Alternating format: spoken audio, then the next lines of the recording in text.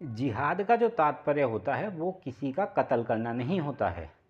जैसे हम आपको उदाहरण देते हैं, कानून की किताब में एक सेक्शन होता है राइट टू प्राइवेट डिफेंस का, यानी आपके ऊपर हमला हो जाए तो आप अपना बचाव कर सकते हैं। तो उसमें ये लिखा है कि इन परिस्थितियों में किसी को मार देना मर्डर की श्रेणी में नहीं आएगा। नीचे परिस्थितियां दे रखी हैं।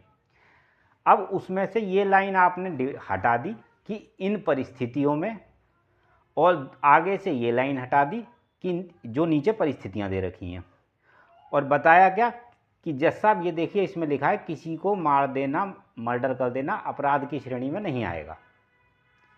उसी तरीके से आपको जिहाद के बारे में आगे की लाइनें और पीछे की लाइनें हटा के बता दिया जाता है कि जिहाद का तात्पर्य है कि मार देना किसी को, लड़ाई करना, बम बांध के उड़ा देना, चाकू मार देना किसी को।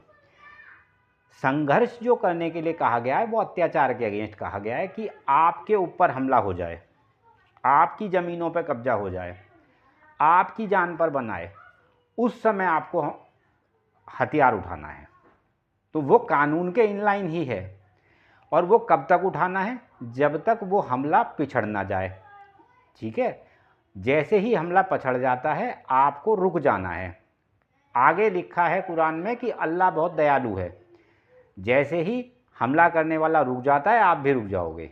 इसका तात्पर्य ये नहीं है कि आप चाकू निकाल के किसी को मारना शुरू कर दोगे।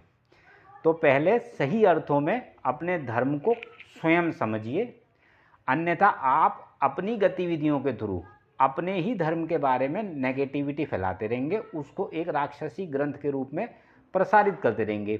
जबकि कुरान अगर कोई सही अर्थों में पढ़ेगा तो वो वैसा ही एक खूबसूरत ग्रंथ है जैसे बाकी धार्मिक ग्रंथ हैं।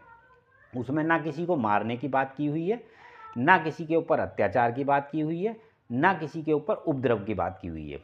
उसमें कुरान में यहाँ तक लिखा हुआ है कि अगर सरकार की कोई नीति ऐसी है जो कुरान के दिशा निर्देशों के अगेंस्ट है तो फिर आपको उस नीति को अल्लाह के ऊपर छोड़ देना है।